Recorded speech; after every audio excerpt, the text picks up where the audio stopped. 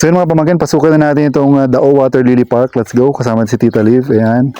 So yung entrance, kung nakikita nyo, meron ditong magandang entrance, mayroon tayong bibe. Pag gansa ba yan? Gansa. Siyempre ito yung gate nila. Dao Water Lily Park, entrance. Sa ngayon, may bayad ang entrance na 30 pesos per head. And then, ito, pagpasok nyo pa lang, andito yung maaliwalas na hangin at yung malinis na tanawin.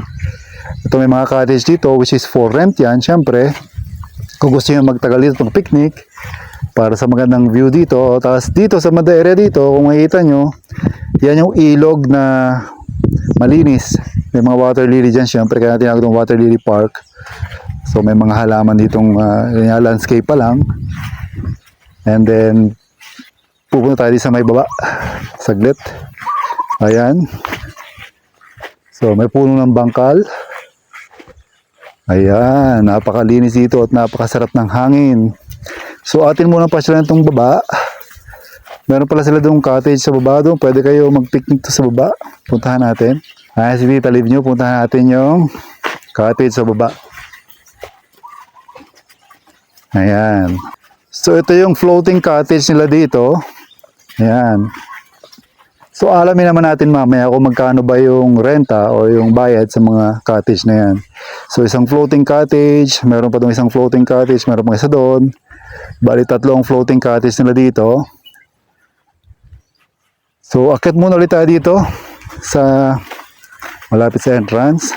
Yun nga sinabi ko sa inyo kanina, pagpasok natin may mga cottage dito na pwede yung rentahan. And then ito yung kanilang heart sign.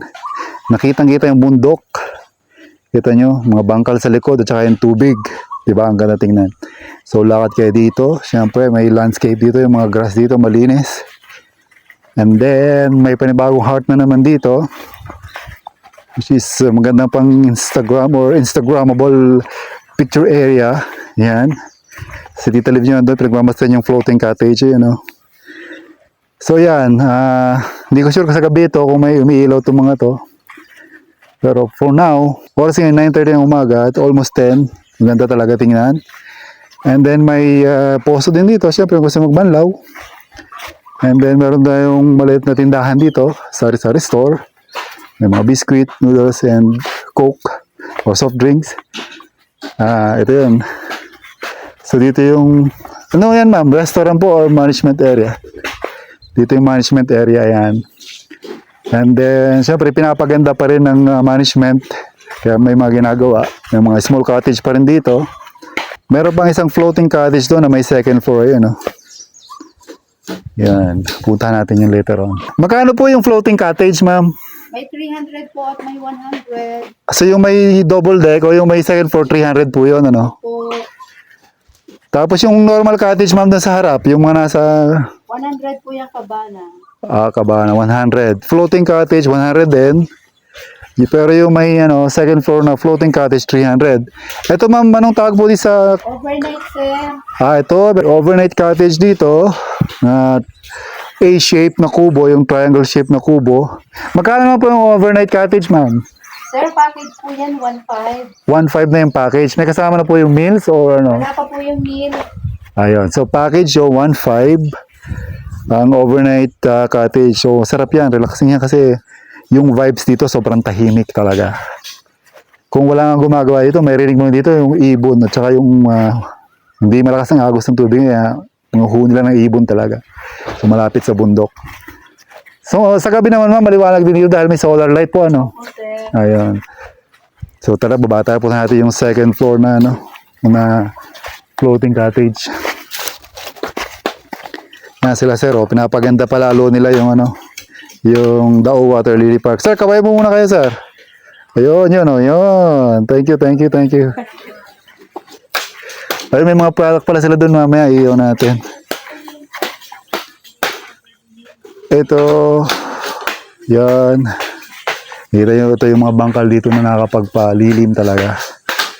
And ito nga yung sinabi ko sa inyo kanina. Ito yung cottage na may second floor. Ito yung 300 pesos. Kung nakikita nyo, may hagdan pataas. So, tara, kahit hindi ako nagpaalam, punta tayo. So, ito yung pinaka-bridge niya. Ayan. And then, ito yung, wow, ang kalmado ng ilog. And then, ito yung floating cottage niya. Oh, wow. Floating cottage, yan. So, maraming water lily sa baba. Wow, ganda naman dito. Malalim kaya ito? Yan, oh. Ganda dito. Pag uupo ka dito, syempre, ito mo, look at the view, oh. Kung ano yung view, kung ano yung nakikita nyo, yan ang view rin na makikita nyo. Pag naupo kayo dito. Ayan, oh. Ayan.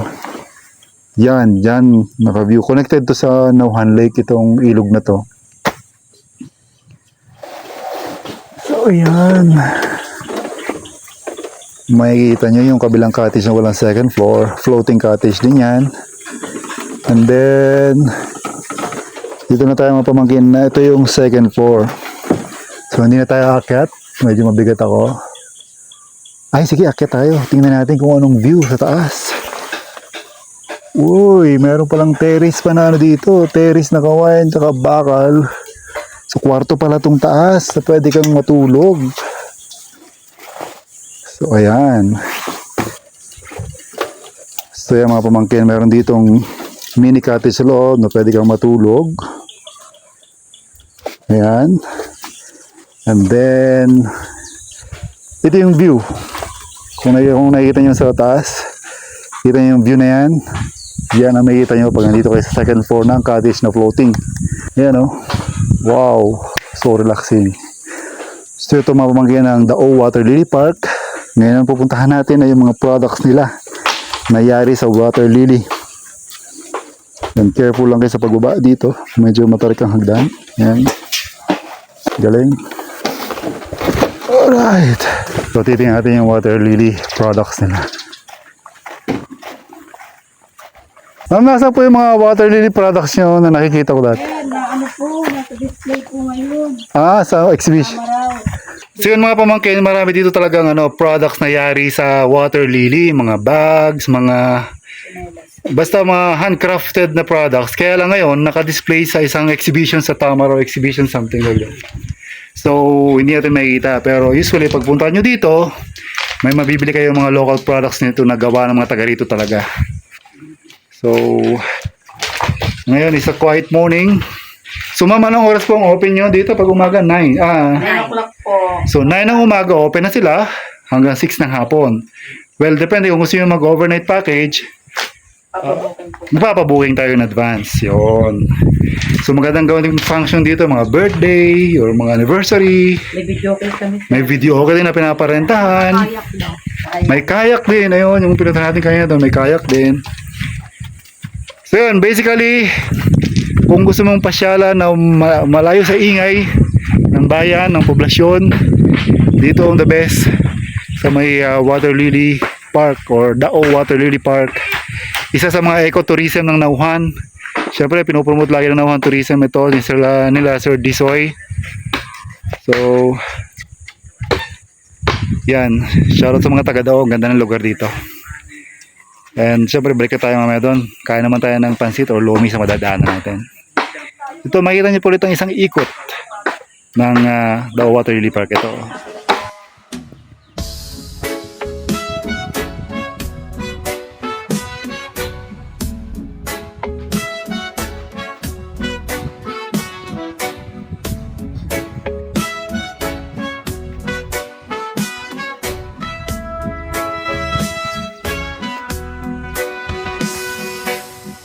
Sun is shining, sky so blue.